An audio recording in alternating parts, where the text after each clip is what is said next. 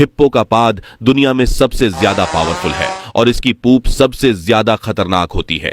Hippo जब भी पूप करता है तो 7 मूत्र भी त्यागता है और इन दोनों का मिश्रण करके अपनी पूंछ से इनका दूर दूर तक छिड़काव करता है।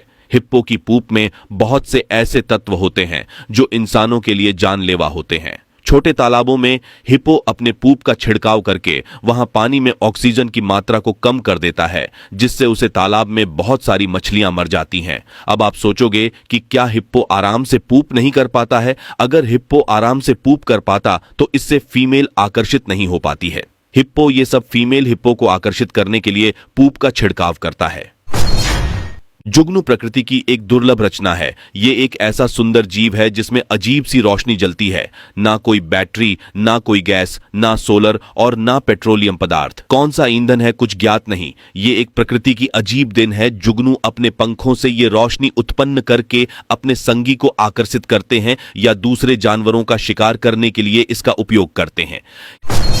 क्या आपको मालूम है कि शेरनी जब अपने बच्चों को जन्म देती है तो नर शेर को अपने बच्चों के पास नहीं आने देती है, चाहे वह शेर उस बच्चों का रियल फादर भी क्यों ना हो। लेकिन आखिरकार शेरनियां ऐसा क्यों करती है? इसके पीछे एक बहुत बड़ा कारण होता है, क्योंकि शेर एक बहुत ही आक्रामक और गुस्सा जानवर होता है और शेरनी को पता है कि अगर वह गुस्से में उनके बच्चों पर झपटा मार दे तो उससे भी उनके बच्चों की मौत हो जाती है।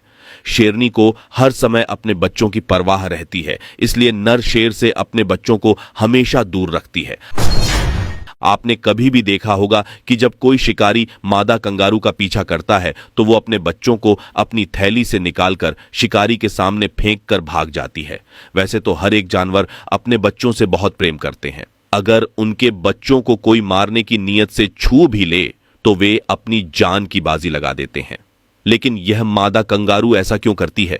इसके पीछे एक ऐसी वजह है कि जब उनका बच्चा थैली में रहता है तो वह वजन के साथ भाग नहीं पाती है, जिसके कारण वह अपने बच्चों सहित शिकारी का शिकार बन जाते हैं और इस कारण दोनों की जान खतरे में रहती है। इसलिए वह अपने बच्चों को फेंक कर भाग जाती है। दोस्तों, कोयल की बोली भले ही बहुत मीठी हो, लेकिन उनका अपने बच्चों की प्रति रवैया बिल्कुल भी फीका होता है। कोयल का दिल भी उसके शरीर की तरह काला ही होता है। एक कोयल को अपने बच्चों से रत्ती भर भी लगाव नहीं होता है। कोयल इतनी लापरवाह होती है कि वह अपने बच्चों की पालन पोषण की जिम्मेदारी सही तरह से नहीं निभाती है।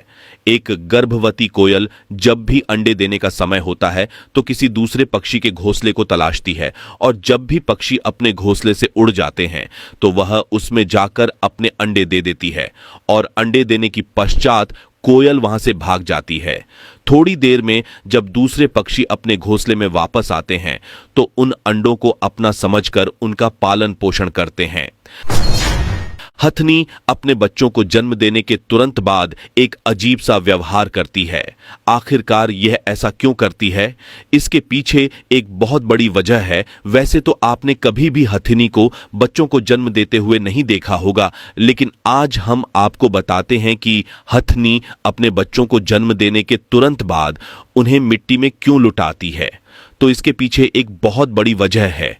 जब भी हथनी अपने बच्चों को जन्म देती है तो उसके साथ में बहुत सारा खून और मल मूत्र गिरता है, जिसकी दुर्गंध से आसपास के इलाके से शेर, चीता या कोई भी अन्य जंगली जानवर आ सकता है। ये खूंखार जानवर उनके बच्चे का शिकार भी कर सकते हैं। इनसे बचने के लिए हथनी ये सब करती है।